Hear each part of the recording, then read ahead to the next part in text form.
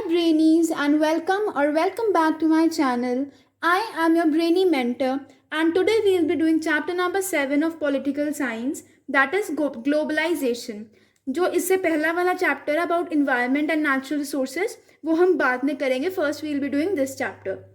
सो overview से आपको कुछ भी पढ़ने की ज़रूरत नहीं है, कुछ भी इंपॉर्टेंट नहीं है. तो हमारा फर्स्ट टॉपिक आता है that is the concept of globalisation. Globalisation actually होता क्या है, क्या होता है? जब हमारा पूरा वर्ल्ड, हम कहते हैं ना our world is a village, our world is interconnected, तो इसी इंटरकनेक्टेडनेस को हम बोलते हैं ग्लोबलाइजेशन. ठीक है. अब एक यहाँ पर ना हमें केस स्टडीज दी हैं. फर्स्ट हमारे पास case study about Janardan. Janardan एक कॉल सेंटर में काम करता है. ठीक है. सो जब वो कॉल सेंटर में एंटर करता है, his name changes from Janardan to John. ठीक है. एंड उसका एक्सेंट भी अलग हो जाता है.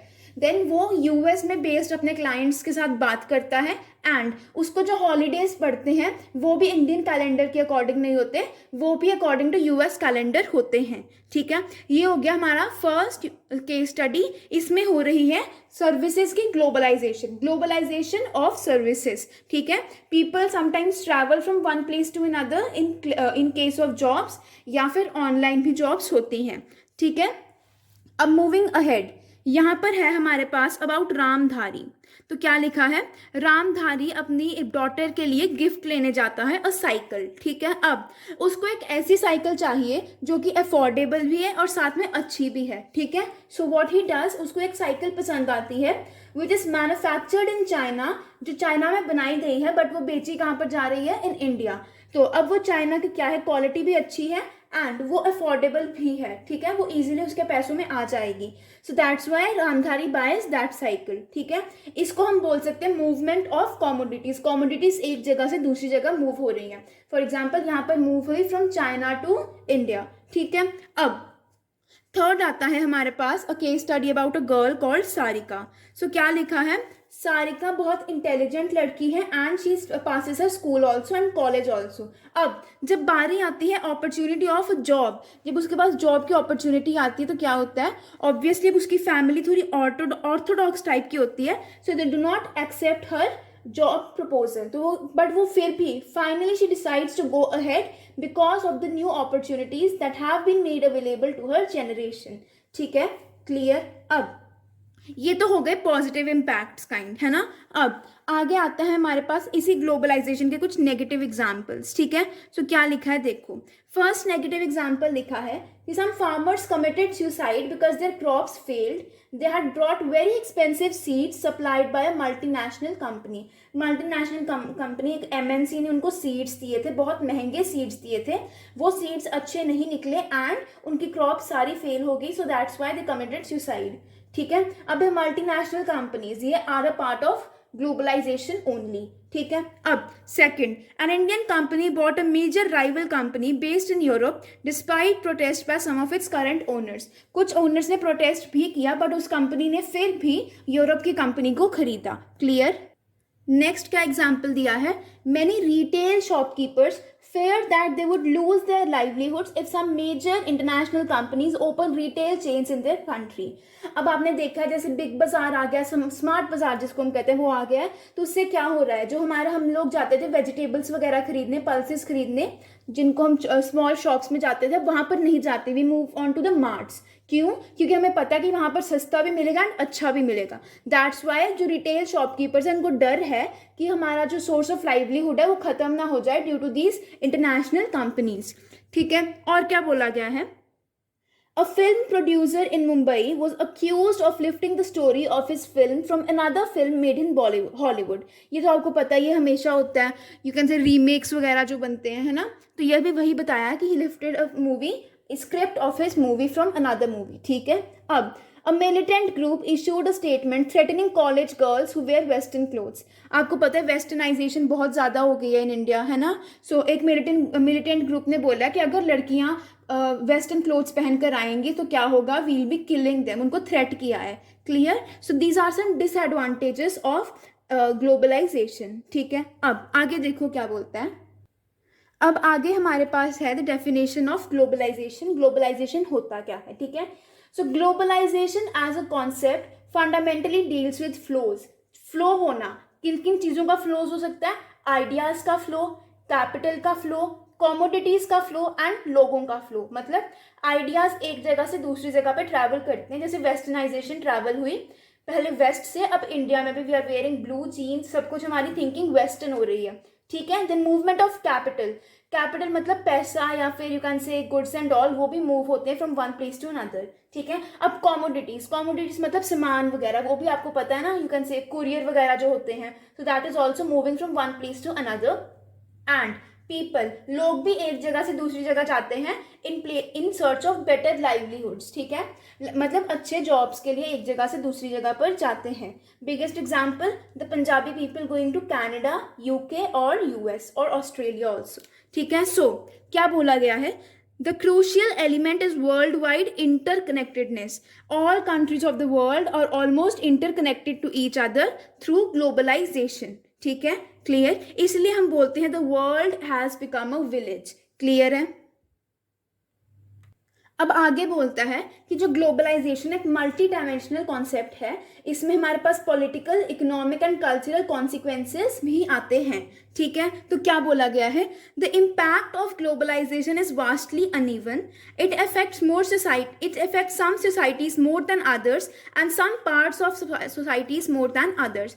मतलब कुछ जगह पर ज़्यादा इम्पैक्ट है ग्लोबलाइजेशन का, कहीं पर कम है, कहीं पर पॉजिटिव है, कहीं पर नेगेटिव है, ठीक है। अब फर्स्ट टॉपिक आता है causes of globalisation, the second topic, okay.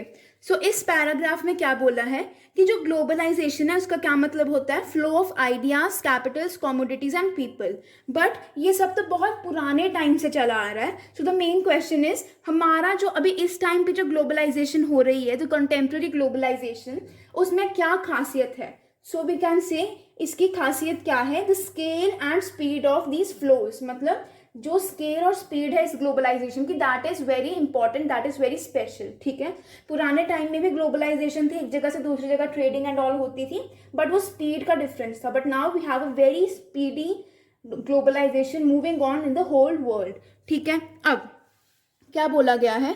Globalisation is not caused by a single factor, but जो टेक्नोलॉजी है ना, technology is a critical element of globalisation. जैसे जैसे टेक्नोलॉजी बढ़ेगी वैसे वैसे ग्लोबलाइजेशन ज़्यादा होगा, ठीक है। अब क्या बोला गया है कि ability of ideas, capital, commodity and people to move more easily from one part of the world to another has been made possibly largely by technological advances. जो ग्लोबलाइजेशन है वो इजी कैसे हुई है? Because of technology only. पहले we use to travel from one place to another by foot, फिर धीरे धीरे साइकिल्स आई, फिर ट्रेन्स आई, नाउ वी हैव प्लेन्स, तो उससे बहुत ईजी हो जाता है। इसी वजह से व्हाट वी से कि कॉन्टेम्प्रेरी ग्लोबलाइजेशन, आज के टाइम में जो ग्लोबलाइजेशन है, that is very fast. Moving on to the next topic, okay. So now we will be starting about the political consequences, कि ग्लोबलाइजेशन का पॉलिटिकल कॉन्सिक्वेंसेस क्या क्या हैं। सो मैं आपको ब्रीफली बता देती हूँ ग्लोबलाइजेशन से क्या हुआ है। जो हमारे स्टेट का काम था वो बहुत लिमिटेड हो गया है। पहले state was a welfare state होती थी, बट अब state is not doing welfare. अब state is focusing only on business and state has to fulfil the conditions of the MNCs, the multinational companies, ठीक है। सो क्या बोला गया है यहाँ पर देखो, आई होप क्लियर है book. So globalization results in an erosion of state capacity, that is ability of government to do what they do। मतलब जो गवर्नमेंट की कैपेसिटी होती है, जो गवर्नमेंट की पावर्स होती हैं, वो कम हो जाती हैं, ठीक है। The old welfare state is now giving way to more minimalist state that performs certain core functions। पहले वेलफेयर स्टेट होती थी, अब क्या है? वेलफेयर स्टेट नहीं है, एक मिनिमलिस्ट स्टेट है जो सिर्फ दो ही काम करती है, लॉ एंड ऑर्डर और सिक्योरिटी, ठीक है। तो क्या बोला गया है? It withdraws early welfare functions directed at economic and social well-being। ना कोई सब्सिडीज है ना कुछ है, सब कुछ ही खत्म हो गया है। Main focus is only, what is the main focus? हाँ जी, ओनली इकोनॉमिक ग्रोथ, ठीक है। अब आगे क्या बोला है? Market becomes the prime determinant of economic and social priorities. हर एक चीज़ मार्केट के देख रेख में ही होती है, सब कुछ मार्केट ही करती है। Entry and increase role of MNCs all over the world leads to reduction in capacity of governments to take decisions on their own. So क्या हो गया है, अब MNCs डिसीजन लेती हैं, गवर्नमेंट्स डिसीजन नहीं लेती हैं. ठीक है. So globalisation does not always reduce state capacity. ये हमने कुछ नेगेटिव पढ़ा, दिस इज नाउ पॉजिटिव. हमेशा स्टेट कैपेसिटी कम नहीं होती. The primacy of the state continues to be unchallenged basis of political community. ठीक है, मतलब जो स्टेट का काम है वो स्टेट ही करेगी. Law and order and security वो स्टेट ही प्रोवाइड कर रही है, नॉट द MNCs और द इंटरनेशनल ऑर्गेनाइजेशंस. ठीक है. So the state continues to discharge its functions and consciously withdraws from certain domains from which it wishes to. ठीक है. अब in some respects, state capacity has received a boost as a consequence of globalisation. कई मामलों में state capacity बढ़ भी गई है, जैसे कि जो टेक्नोलॉजी बढ़ी है उससे क्या हुआ है, उससे स्टेट इजीली इंफॉर्मेशन गेन कर सकती है अबाउट इट्स सिटीजन्स. जैसे आधार कार्ड अब लिंक हो रहे हैं with PAN card. So that is the biggest example of gaining information about the citizens. Biggest you can say political advantage of globalisation. Clear. Okay. So economic consequences. So economic consequences में क्या होता है, देखो इधर आ जाओ सीधे on this paragraph. क्या लिखा है देखो. Economic globalisation usually involves greater economic flows among different countries of the world. मतलब ट्रेड इन फ्लो ज़्यादा होता है कंट्रीज के बीच में. ठीक है. Some of this is voluntary and some forced by international institutions and powerful countries. कुछ तो लोग अपनी मर्जी से करते हैं, बाकी को इन्फ्लुएंस किया जाता है. कौन फोर्स करता है? International institutions like the UN, the world trade organisation etcetera and the powerful countries. ठीक है. अब हमने क्या देखा था, हमने स्टार्टिंग में पढ़ा था कि फ्लो और एक्सचेंज किनके बीच में होती है, commodities, capital, people and ideas. ठीक है. अब ग्लोबलाइजेशन से क्या हुआ है, ट्रेड बहुत ज़्यादा बढ़ गई है और जो रिस्ट्रिक्शंस थी ना वो कम हो गई हैं. मतलब कि जो कंट्रीज़ ने एक दूसरे पे रिस्ट्रिक्शंस लगाई थी ट्रेड पर वो कम हो चुकी हैं. ठीक है.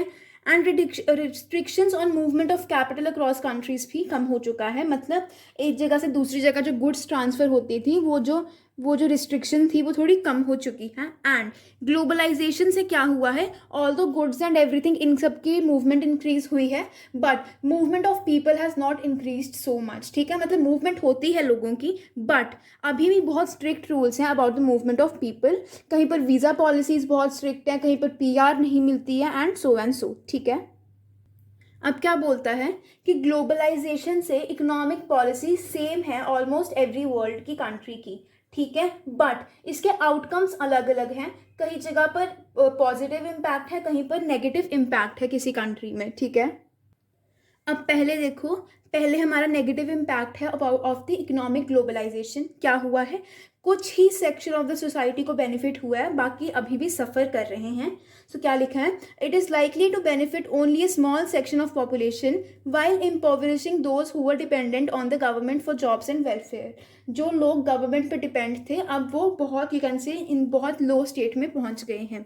ठीक है. So the need to ensure institutional safeguards और creating social safety nets to minimize the negative effects of globalization on those who are economically weak. ठीक है. इकोनॉमिकली वीक लोगों के लिए कुछ अलग से पॉलिसीज वगैरह होनी चाहिए. ठीक है. अब सम इकोनॉमिस्ट, कुछ इकोनॉमिस्ट क्या बोलते हैं, some economist they have given the title of economic globalisation as recolonisation of the world. जो हमारा कॉलोनाइजेशन हुई थी ना, countries they used to rule over the other countries, तो क्या बोला गया है कि जो इकोनॉमिक ग्लोबलाइजेशन है it is the recolonisation of the world. ठीक है. अब आगे क्या बोला है, पीपल हु सपोर्ट ग्लोबलाइजेशन, देखो उन्होंने क्या बोला है ओवर है.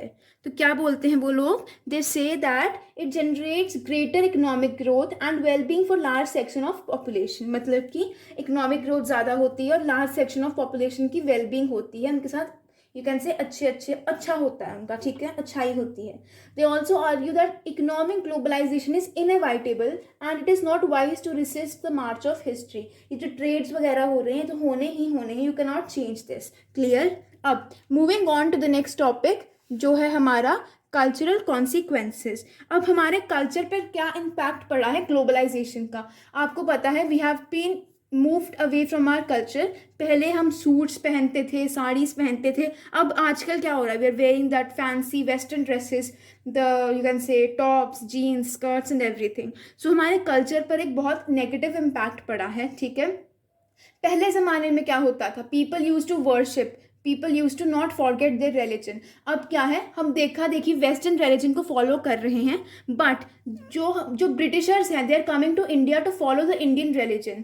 मतलब एग्जाम्पल ले लो ऑफ इस्कॉन, ऑफ मथुरा वृंदावन। वहाँ पर ब्रिटिशर्स होते हैं जो मतलब फॉरनर्स होते हैं, वो वहाँ पर आकर प्रॉपर इंडियन रिलीजन को फॉलो करते हैं, प्रॉपर इंडियंस बन जाते हैं, हिंदूज बन जाते हैं, ठीक है। So that means there is something rich in our Hindu culture, in our Indian culture, है ना। But what we are doing, we are following westernisation, और हम अपना ही रिलीजन भूलते जा रहे हैं, ठीक है। सो इसको साइड रखते हुए moving on to the topic, क्या लिखा है, cultural effect of globalisation leads to the fact that this process poses a threat to the cultures in the world। Culture पे बहुत इफेक्ट पड़ा है। Globalisation leads to rise of uniform culture और what is called cultural homogenisation. एक uniform culture चलता है पूरे world में, और वो यूनिफॉर्म कल्चर क्या होता है वो देखो, it is on this page number. The uniform culture is the culture of west, western countries का कल्चर फॉलो होता है इन द इंटायर वर्ल्ड, ठीक है, क्लियर। अब आगे क्या बोला गया है, the culture of the political and economically dominant society leaves its imprint on a less powerful society and the world begins to look more like the dominant power wishes it to be। मतलब कि जो dominant power है हमारी, for example अभी US है हमारी dominant power, so we are trying to copy the US in terms of its cultures also, ठीक है। so world उस तरह से लगता है जिस तरह से dominant power उसको देखना चाहती है, ठीक है। इसलिए इसको हम क्या भी बोलते हैं, मैकडोनल्डाइजेशन बोलते हैं, जिसमें क्या होता है, जो कल्चर्स होते हैं वो सोचते हैं कि हाँ we have to achieve the dominant American dream, हमको अमेरिकन की तरह लगना है, रहना है एंड ऑल दैट, ठीक है। अब कुछ यू कैन से पॉजिटिव इफेक्ट्स भी हैं। पॉजिटिव इफेक्ट्स में क्या आता है देखो, फॉर एग्जाम्पल अब हम जीन्स पहनते हैं, so we can wear a kurta with jeans also, है ना। हिंदू के साथ हमारा ट्रेडिशनल के साथ हमारा वेस्टर्नाइजेशन भी हो गया, ठीक है। अब हमारे पास चॉइसेस बहुत ज़्यादा हो गई हैं ड्यू टू वेस्टर्नाइजेशन। क्या चॉइसेस, अगर आपको बर्गर खाना है बर्गर ही खाओगे, अगर मसाला डोसा खाना है you can not eat a burger, है ना, मसाला डोसा ही खाओगे। So we have various choices, ठीक है, सब्सटीट्यूट नहीं है बट चॉइसेस इंक्रीज हो गई हैं, क्लियर। तो और क्या बोला गया है, इट मीन्स कि अब क्या बोला गया कि हमारा culture more different and distinct भी हो रहा है, ठीक है। कल्चर में कुछ चेंजेस ऐसे आ रहे हैं जो पॉजिटिव भी हैं, इसी को ही हम बोलते हैं कल्चर हेटेरोजेनाइजेशन, ठीक है। So this is the positive impact of your cultural consequences of your globalisation, ठीक है। और नेगेटिव इम्पैक्ट क्या था, कल्चरल होमोजेनाइजेशन, ठीक है, the imposition of western culture on the world, ठीक है। अब moving on to India and globalisation, India ने कैसे रेजिस्ट किया है या फिर इंडिया में ग्लोबलाइजेशन कैसे हुई है। सो देखो यहाँ पर क्या बोला गया है, कॉलोनियल पीरियड में जब India was a colony of the British, तब क्या था, इंडिया प्राइमरी गुड्स और रॉ मटेरियल्स को एक्सपोर्ट करता था और इम्पोर्ट क्या करता है, फिनिश्ड गुड्स, ठीक है, उस टाइम में। फिर अब जब हमारा यू कैन से जब हमारा इंडिया इंडिपेंडेंट हो जाता है उस टाइम पर क्या होता है, उस टाइम पे भी हम यही कहते हैं कि चलो ठीक है, we should make things ourself, we should not rely on the outer countries, ठीक है। बट इससे क्या होता है, हमारे फॉरेन एक्सचेंज रिजर्व्स कम हो जाते हैं। And then in 1991, important date, 1991 में क्या होता है, एलपीजी इंप्लीमेंट होती है। LPG means liberalisation, privatisation, globalisation, ठीक है। सो क्या बोला गया है, इधर देखो, इन 1991 में क्या होता है, India embarked on a programme of economic reforms. Economic reforms हुए जिससे क्या हुआ, various sectors including trade and foreign investment में क्या हुआ, डीरेगुलेट किया गया, उनको ओपन किया गया to the foreign market also, ठीक है। अब आता है रेजिस्टेंस टू ग्लोबलाइजेशन। कुछ लोग ग्लोबलाइजेशन को रेजिस्ट करते हैं कि ग्लोबलाइजेशन नहीं होनी चाहिए। तो क्या बोला है, contemporary globalization represents a particular phase that makes the rich richer and the poor poorer, ठीक है। क्या हो रहा है, ग्लोबलाइजेशन से अमीर लोग और अमीर हो रहे हैं, गरीब और गरीब हो रहे हैं, ठीक है। अब जैसे कि स्टेट की कैपेसिटी कम हुई है, इससे क्या हुआ है, जो पुअर पीपल हैं उनको बहुत प्रॉब्लम आई है, it has the state is not able to protect the interest of the poor, ठीक है। सो पुअर की डिमांड्स फुलफिल नहीं हो पा रही हैं, ठीक है। और क्या है, anxiety over political, economic and cultural effects, लोगों को बहुत एंग्जाइटी है कि अगर इसके ज़्यादा इफेक्ट्स हार्मफुल हुए तो हमारी ही प्रॉब्लम हमें ही क्रिएट होगी, ठीक है। Fair the weakening of state, उनको डर है कि स्टेट बहुत ही कमज़ोर होगी एंड रूल कौन करेगा, एमएनसीज रूल करने लग पड़ेंगी, ठीक है। Want a return to self reliance and protectionism, वो चाहते हैं कि वापस हम उसी टाइम में चले जाएं जहाँ पर इम्पोर्ट्स ज़्यादा थे, मतलब इम्पोर्ट सब कुछ अपनी ही कंट्री में बन रहा था, बाहर से कुछ भी एक्सपोर्ट नहीं होता था, ठीक है। और क्या बोला गया है, वरिड दैट द ट्रेडिशनल, इधर देखो यहाँ पर है, worried that the traditional culture will be harmed and people will lose their age old values and ways। ये तो आपको पता ही है, जो मैंने पहले बताया कि ट्रेडिशनल कल्चर को बहुत हार्म पहुंचेगा। तो अब क्या होता है, in 1999 over here it is given, क्या लिखा है, 1999 में मीटिंग होती है, world trade organisational ministerial meeting. और यहाँ पर क्या होता है, यहाँ पर एक जगह है, प्लेस कॉल्ड सियाटल, तो वहाँ पर बहुत ज़्यादा प्रोटेस्ट होती हैं रिगार्डिंग ग्लोबलाइजेशन, ठीक है। अब world social forum, important question कि ये होता क्या है, ग्लोबल प्लेटफॉर्म है, इसमें क्या होता है, इसमें बहुत ज़्यादा ह्यूमन राइट्स एक्टिविस्ट हैं, इन्वायरमेंटलिस्ट आते हैं और एनजीओज वगैरह आते हैं, ठीक है। ये ग्लोबल प्लेटफॉर्म है जो इसके बारे में डिस्कस करता है, ग्लोबलाइजेशन के बारे में, ठीक है। अब India and resistance to globalisation, India क्या बोलता है अबाउट ग्लोबलाइजेशन, देखो इंडिया सेज कि जो इकोनॉमिक लिबरलाइजेशन है, थ्रू इकोनॉमिक लिबरलाइजेशन प्रोटेस्ट होती है उसके अगेंस्ट, कौन करता है protest, political parties and forums like Indian social forum, वो अगेंस्ट बोलते हैं इकोनॉमिक लिबरलाइजेशन के, ठीक है। और trade unions of industrial workforce, मतलब जो ट्रेड यूनियंस हैं और जो फार्मर्स हैं वो मल्टीनेशनल्स को अगेंस्ट प्रोटेस्ट करते हैं कि मल्टीनेशनल्स को नहीं आना चाहिए, ठीक है। अब नीम जो है वो ना क्या करते हैं, जो अमेरिकन और यूरोपियन फर्म्स है वो नीम उगाना शुरू कर दिया उन्होंने, ठीक है। तो इसको भी बहुत अपोज किया जाता है, ठीक है। अब आगे क्या बोला गया है और नेगेटिव इम्पैक्ट क्या हो रहा है, availability of foreign TV channels provided by cable networks, celebration of Valentine's Day, people are celebrating Valentine's Day, है ना, पहले आज तक कभी नहीं हुआ था, and the westernisation of dress taste of girls students, ठीक है, ये सब भी हो रहा है, ठीक है। सो आई होप आपको ये चैप्टर समझ आ गया होगा। With this the chapter ends, I hope अच्छे से समझ आ गया होगा। इफ अगर थोड़ा सा भी समझ आ गया होगा, don't forget to like share and subscribe to the channel. You are a brainy mentor, have a great day ahead.